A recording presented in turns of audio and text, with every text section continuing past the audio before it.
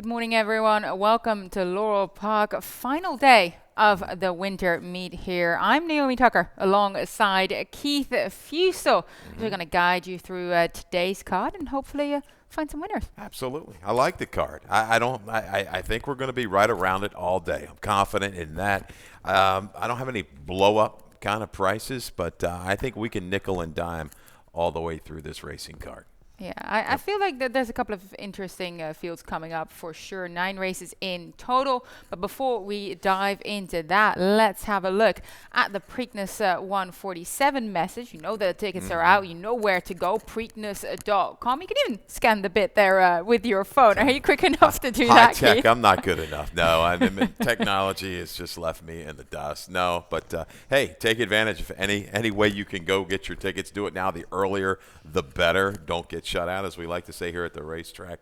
And some live music, all kinds of entertainment. Hopefully the weather cooperates. Looking forward. Preakness right around the corner. Well, we had our Preakness infield lined up, announced already. Yeah. Look at that. Marshmallow, the Chain Smokers, Frank Walker, Moneybag Yo. Like usual, it's a who's who. Yeah, I mean, bringing out the acts. I say it every year. I have to check with my daughter. You know, she's just got done the Buku Festival yesterday and the day before. So I'm sure. Wait, how old is your daughter? I wasn't going to wake her up. She's 19. I wasn't going to wake her up this morning. But she's tied on with the music scene, and she gave some props to our acts.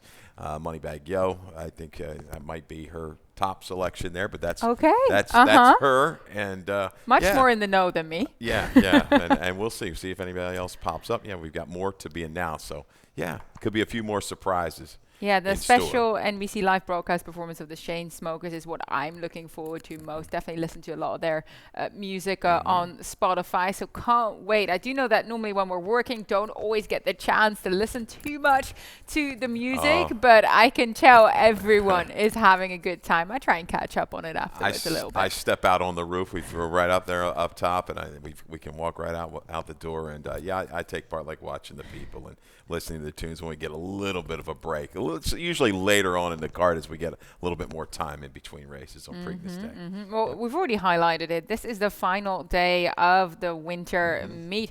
We do kick off the spring meet again on Friday, so not too much of a break. We will be having 12:40 p.m. post times again as well. So, looking forward to it. We're looking forward, of course, to the reappearance of the turf season as well. I do believe that we have a mid-April or something coined to hopefully get the stakes action back again. Yeah, I talked to Jillian yesterday, and I think she said the 14th in the book. So right around then, if the weather cooperates, we'll be there. You see the turf; it's greening up. I know, it's looking true. Of course, I meant turf action, not stakes action. Now, we are looking ahead, of course, to the Federico Tessio, of course, winning you in for the Preakness and many more other races as well to come. But let's dive into today's field. Let's have a current look at the track conditions. Fast, like it was yesterday as well. You can tell temperatures have dropped ever so slightly. Yes, definite chill in the air. Mark it down. Yesterday was the 26th, right, of March.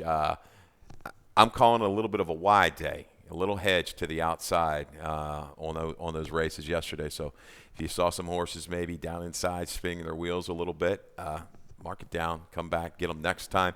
I'm going to play that the track might lean a little bit like it did yesterday. So in some of my selections, I'm hedging for a horse that might use the 3, 4, 5 path in their travels to the wire.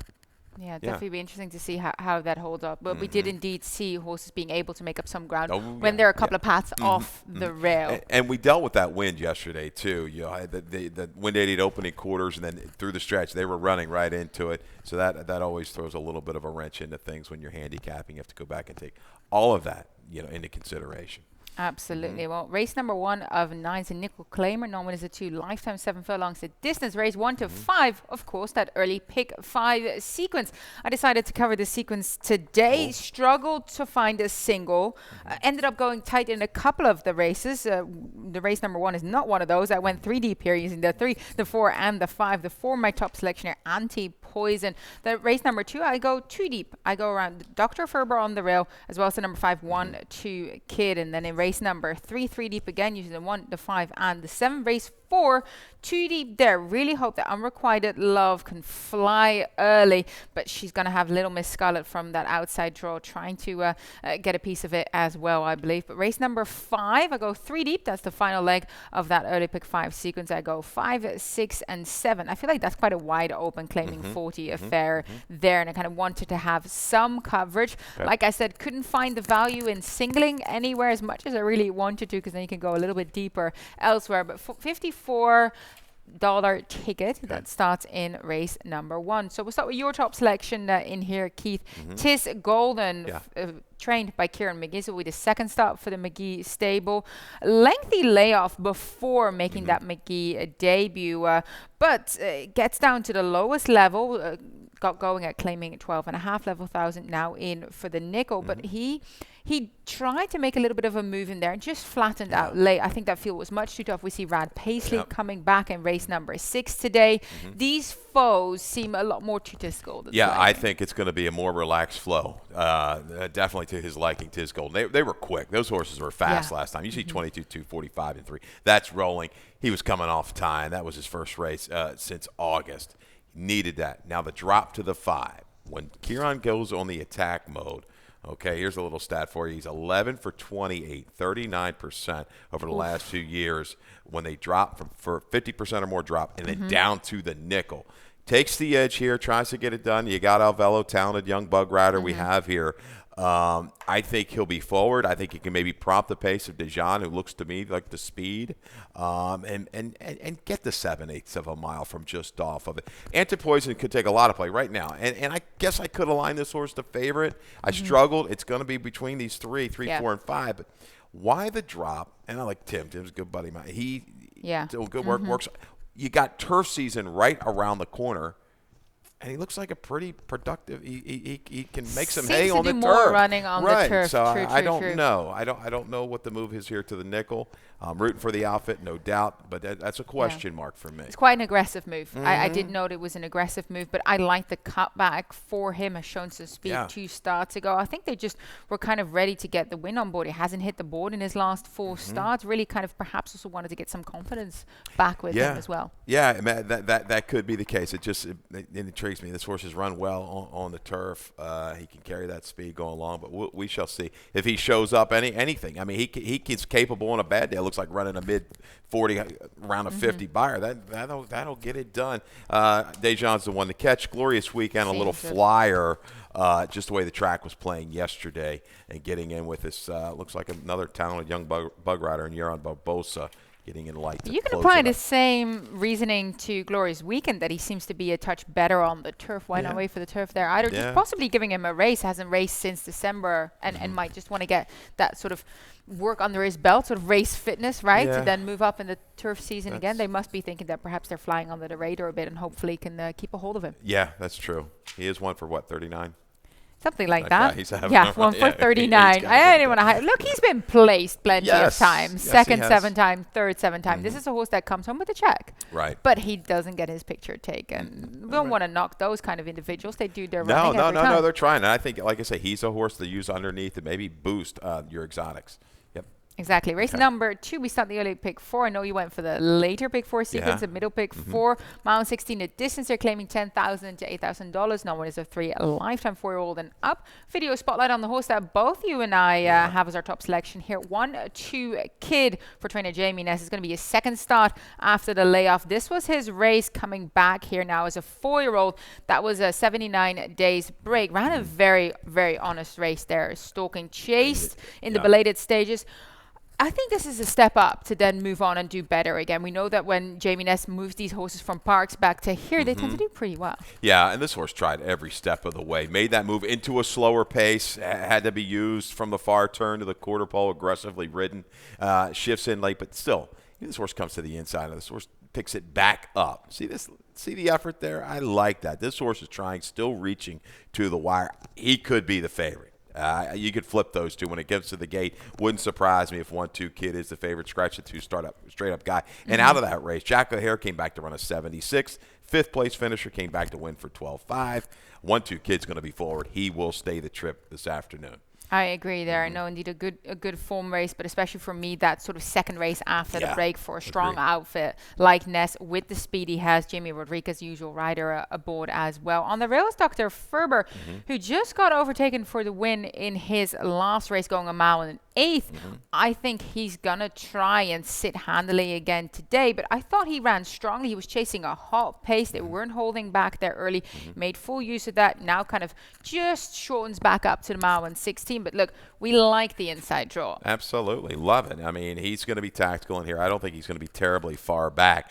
If 1-2 kid can separate, how hard does he have to use? Dr. Ferber may flatten just a little bit. He should enjoy another ground-saving trip. Take aim there up by the 3/8 pole. See if he can kick on by my top selection, 5-1-4-6. Albertano did have an excuse last time. This horse has run a couple races, can certainly handle the distance. Yeah, he definitely jumped up and sideways last time. I lost a lot of ground, but wasn't disgraced at all. I think he can do better here today, closing. And definitely one to use for your more exotic wagers, to use underneath, because he does do his best running in the latter stages.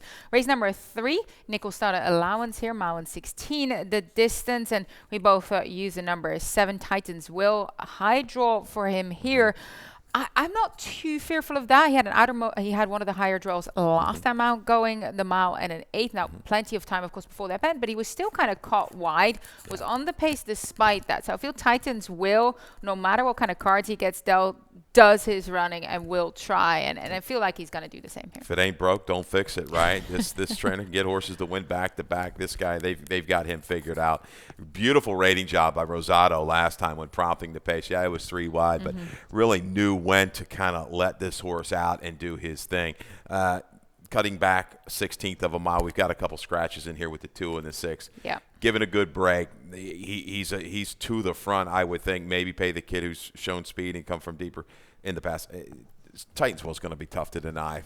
On or just off the pace. He should be right there. Yeah, smaller field. I think he can kind of dominate and really set the tone here. I went with Union Leader on the rail. I saw you didn't use him for Justin Rivera. First time at Laurel, was coming out from Golden Gate Fields. Didn't get the best of the trips after drawing wide that day. Found like 5-6 wide into the lane. Did make up some ground.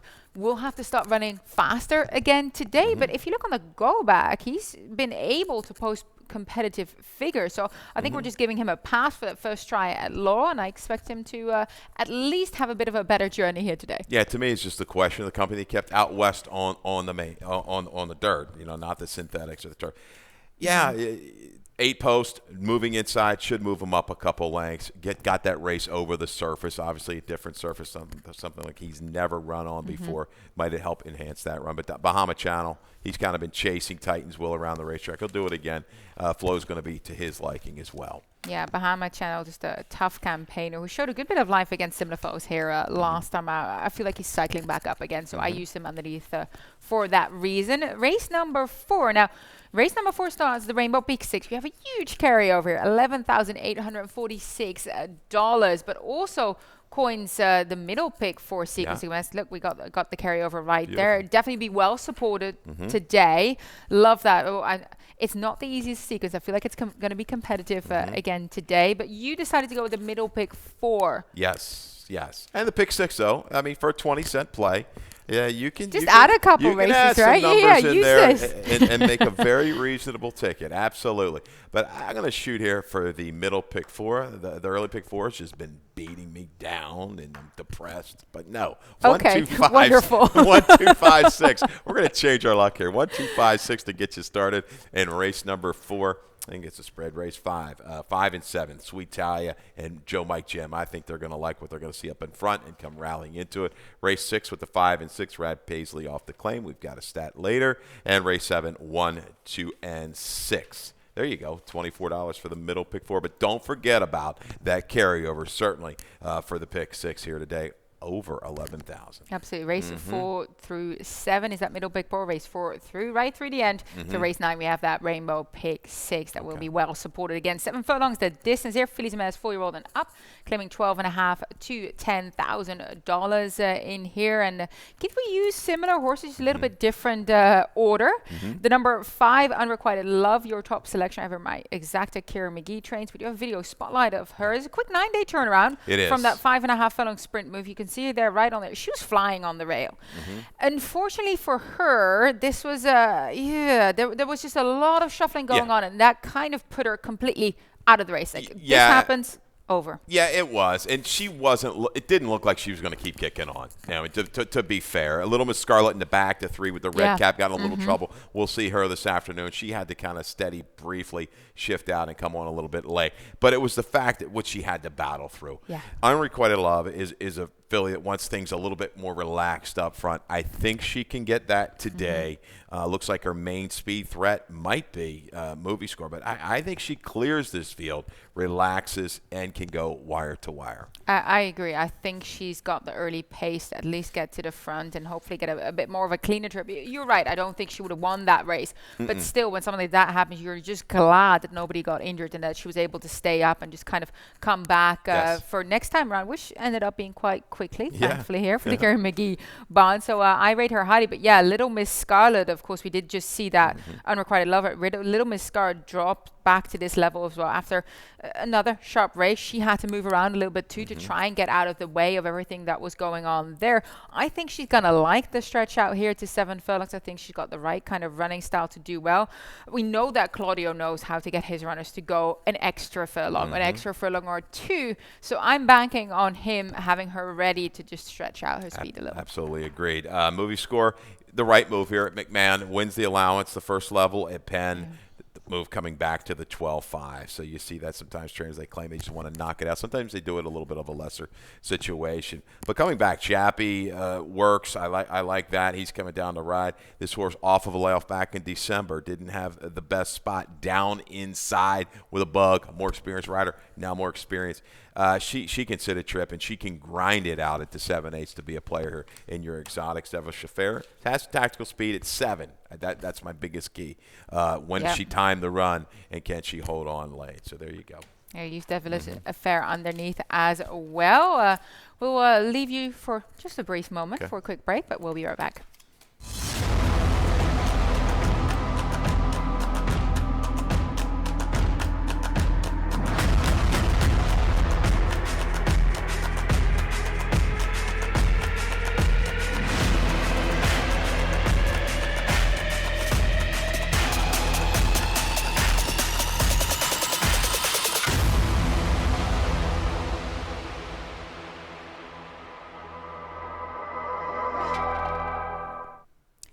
So happy to see us gearing up for Preakness 147 as highlighted before. Go get your tickets. You do not want to miss out on the action and the party. Race number 5, quite a wide open affair here, really. Claiming 40,000, 32,000, 5.5 furlongs. That sprinting distance straight.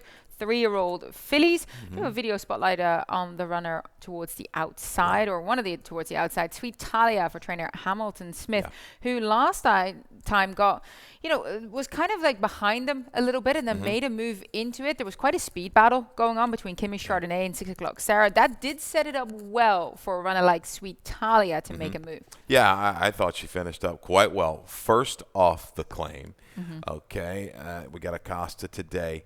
Second off the claim. First off, Hammy doesn't claim a ton, and for him now to protect, and we're going up to 40, maybe this is just the spot that just kind of worked out within the schedule when looking at everything. But I think that race was very encouraging.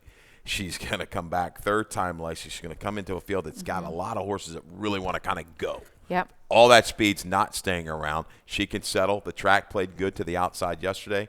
I think she settles back, circles and swoops, and might get it done at an okay price here, around 4 or 5 to 1. We've got a scratch of the 1 and the 9, which might hurt our price a little bit. So, yeah, I agree with you. 7, 5, 5, 7 for me. These are my 2 keys in the 5th race. So I felt like the 1 and the 9 both were going to be part of that flow. Mm-hmm. Now perhaps the number 6, My Boss, is going to try and rattle them off their feet. I kind of moved her up off of that, but I use a bit more of an off the pace runner as well. And Joe, Mike, Jim, for Trainer Claudia Gonzalez. She wasn't as sharp early last time out, going 6 furlong, but she did start to move into it quite gamely, and she's run fast enough figures on 2 occasions that would both be an effort worthy of a win in here. Certainly, agree. Going to go second time Lasix. I was a little surprised, just didn't have that life last time, but I think you'll see a different Joe, Mike, Jim today to run into it.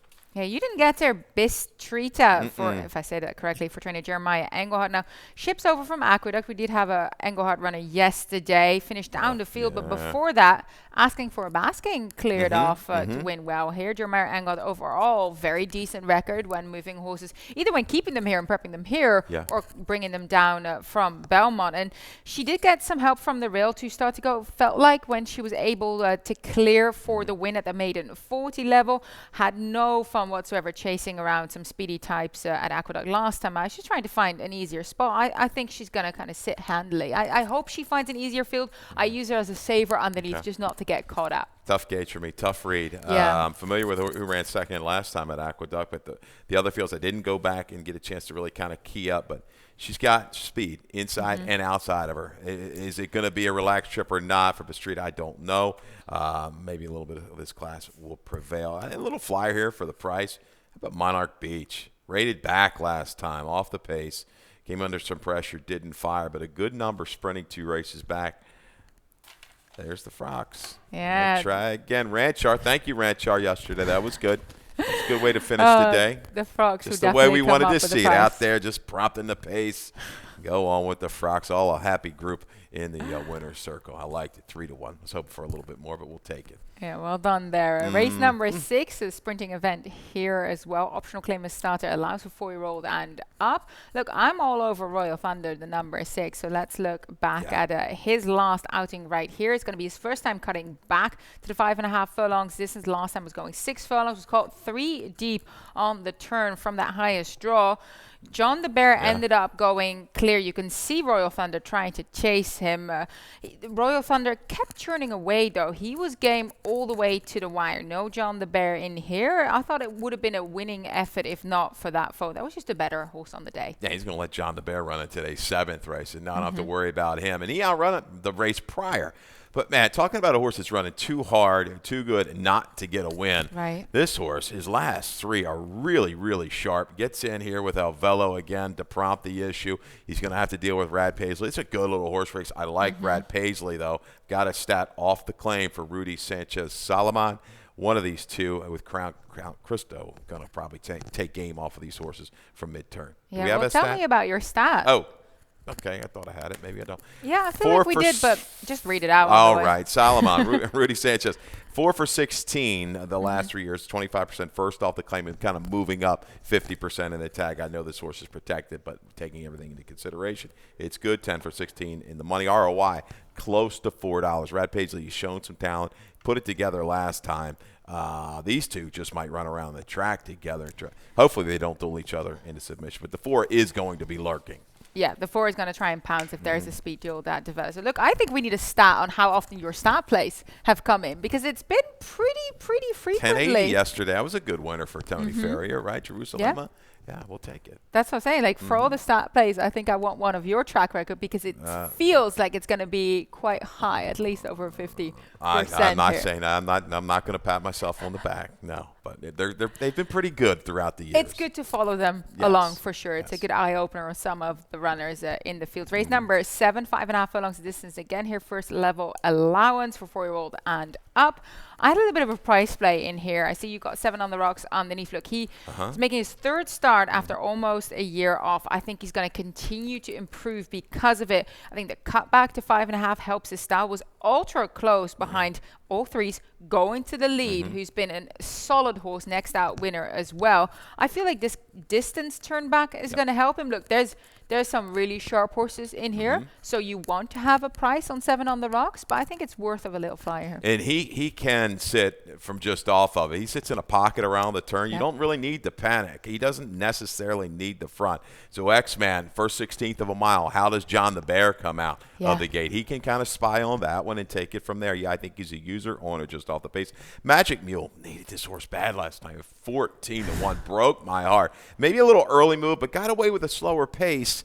Just couldn't quite hold. But we turned back a 16th of a mile. Has shown the ability to beat these kind of horses in the past. Again, outside was pretty good yesterday. Set up shop just off of it. Time the run. And I think we can get it done at an okay price again. Nash Vegas, really good form. Kieran has done well with this guy. He's going to sit another trip from down inside. It's a highly competitive field. It is. Very good Hence, race. I'm trying to come up with a price. But you were right. I thought Magic Mule really bounced back after a dull effort 2 starts ago to come running down late. But look, Nash Vegas, like you said, what an ultra game performer. Tried to jump up between foes last time. I just missed. But he ran his top life number, aged 5. This horse is clearly in terrific form. Seems to have found himself in the McGee barn and really just, consistent tries, is up for it at this level, I feel, especially against some of these foes. Like, they've been ding-donging around a little bit. I think Nash Vegas with that inside draw, he'll have to kind of come off the rail perhaps a little bit. You don't want to get caught too close to it. But look, I think John Vella will be able to place him correctly, because this horse is going to give him that good gate speed. Absolutely. He can kind of maybe sit just a little further back if he wants. Wait for some clearance mid-turn and go around if he has to. The 4's a little stranger here. A gelding here. Cal Lynch, a lot of horses going in that barn. First time gelding. Showed some promise on the go back, probably getting back to the best surface. You're right. Another highly competitive race there in race 7. So, again, from a betting standpoint, don't take anything, 2-1. You look for that 4-1, 9-2 value if you can get it. That's what you want to do with these highly competitive races. When they're all so tightly bunched together, you look for the value in the field. Race number 8, first level optional claimer here, 7 furlongs of distance for straight 3-year-olds. And we'll start with the number 2, who's my top selection here. We got a video spotlight because he badly stumbled over his own legs and kind of seeks the support on the inside. If you can pull up that video, then we'll know what I'm talking about here. But he drops back last of the 4-horse field on the day, makes his way up within contention, loses ground, but ends up catching a bit of a tired front row and front runner in Al Loves Josie. I thought it was an honest figure. Oh, look, we got it here. Yeah, there it was. Stumbled almost to its nose at the break, but Steinbeck was able to recover. Now, he really got what he wanted up front. 2 solid horses, I Love Josie and Outkissed. Just a little too good this day, is going to be able to separate. But this guy got going. I mean, he really kind of leveled off, Naomi, the last 3/16 of a mile. I said, man, this was a pretty good run. Back out to 7. It's a different type of race. It's 5.5 and 7 are 2 different animals.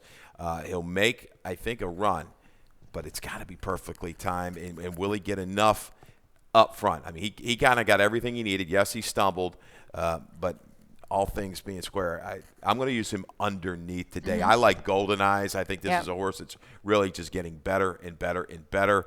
We'll have a relaxed trip, I think, for the most part, up front. And without anyone bothering him? I think might take a little pressure. Most Cephas, Uncle Buddy. I think this horse is just developing quite nicely here for Tim Keefe, and he can kind of stretch it that extra 16th of a mile. Lots of ways to go. I'm hoping I can get around 7-2, 4-1 on Golden Eyes. Crabs and Beer, a 2-time winner. Also getting better, a good run from off of it. And that horse we beat last time, Scunio, stepped up and ran a big number against much better. So don't think that he hasn't faced the right kind of company. You go back to November in the juvenile, he was on the worst part of the track. That day, in December. So, lots of ways to go in the 8th. I use most of us because I actually think that he is capable of either keeping Golden Eyes out or at least keeping him kind of in place. I don't think Golden Eyes gets an easy lead like he did last time. They really allowed him to kind of run away with that race. Look, that was a strong maiden breaking score, but this is first time against winners. I know most of us the same as well, but that was a really sort of, if I look at time from US pickers, a couple of red spots there for most of us, meaning they went fast. Nothing like that for Golden Eyes. They went average, which is still decent, but I just think that most of us showed a little bit more talent last time out. So we'll see how they both develop, both stepping up against winners for the first time. I use Steinbach based on the fact that he has seen competition like this before, and that I do think there might just be some pressure for the lead in here to set it up flow-wise for the number 2. But like, this is a good race again. We were talking about competitive races. 7 and 8 kind of take the cake. They do. Uncle Buddy, talking about the 7 horse. Uncle Buddy's a horse that's flashed some ability. Last time out, you see the comment, step slow, angled, re-rally, was down inside. He did that a couple times. He did it back at Parks against a good horse in Whitty. Now, maybe he's just going to be comfortable with this draw outside and be able to kind of stalk and make a move into it. 110, big trouble last time out in December in the Juvenile Championship. Time before that, kind of an eye-catching run from just off of it, breaking the maiden again. This is take a horse all. Look for value. I don't throw anybody out. My first ticket's going to include the field top and bottom in the exacta, and I just got to choose the right kind of value in here. I mean, Low Country Dude got it, winning, first out. Number wasn't quite up to some of these, but man, to be able to do that first out was big. Yeah, will also be worth a trip to the paddock, I think. Have a look. Who's really touting themselves? Who of these 3-year-olds are really taking that next step? Look like they develop into a much more mature sort of individual, muscle-wise as well as behavior-wise. That's what I would look for here in race number 8. The nightcap is race number 9. 2 turns, mile and 16. A maiden claiming $10,000 to $8,000 in here. And start with your top selection, Keith. The number 3, Watermelon Crush for Milan Milosevic. I used him underneath.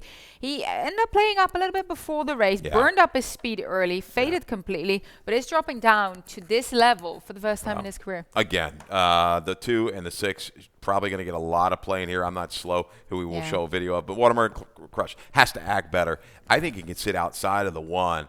If they don't go too crazy, maybe separate and hold on. As I like to say, separate, please hold on to the wire. Because I got to, get out if I'm in a position. He's going to offer me the best value, maybe around 5 to 1. True. Yeah, I went with Biscotto d'Oro as my top pick for Robbie Bales. He was nowhere to be found in his last race, so I'm looking for a rebound effort here. But 2 starts back, he strode into a strong pace for the net level, nearly got his maiden score on the day. I think there's, like you said, for Rum on the rail, some pace tied up in here. And that is I'm Not Slow, the number 6, who both of us use underneath as well. Massively outran as well, to 48 to 1 on the day. He's not a front runner, but he was spying for a gap to get through. It was kind of weaving between runners there. Yeah, it was, and ran awfully well. Kept on, really wasn't terribly phased here coming to the 8th pole. This is another New York shipper, Principality, right there. Had to right steady. Here, kind of had to take back before starting again. Stays on the correct lead right past the 16th pole and just churns on, grinds it out. This is what I was looking for. I was like, this is kind of the little moves that you're looking for horses at this level.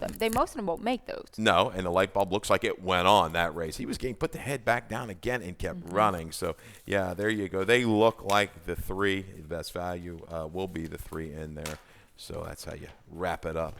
9 races coming your way. 12:40 p.m. post time, about 26 minutes until we kick off the card. We're going to wrap it up here, but of course, Dave Rotman will give you all the details about the scratches and changes for today. And of course, best of luck. We do have the tickets on laurelpark.com as well. You got it. Good luck.